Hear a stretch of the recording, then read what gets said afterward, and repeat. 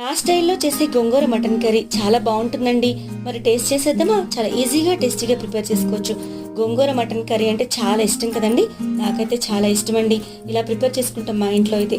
Mutton ఒక 1 kg తీసుకుని turmeric powder కొంచెము కాశ్మీరీ చిల్లీ పౌడర్ ఒక 2 teaspoons వేసుకొని కాస్తంత ఆయిల్ వేసుకొని మంచిగా ప్రతి పీస్కి పట్టే విధంగా మ్యారినేట్ చేసుకుని పక్కన పెట్టుకుందాము.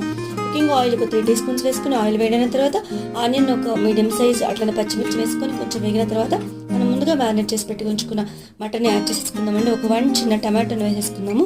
కాస్తంత వాటర్ కొంచెం యాడ్ చేసుకొని ఒక 1 glass వాటర్ యాడ్ చేసుకొని కుక్కర్ పెట్టేసుకుందామండి. కుక్కర్ లిడ్ పెట్టుకుని ఒక 2 whistles వచ్చేంత వరకు వెయిట్ చేద్దాము. విజిల్స్ తీసిన తర్వాత ఆయిల్ పైకి వచ్చింది కదండి, కుక్ అయిపోయింది మటను.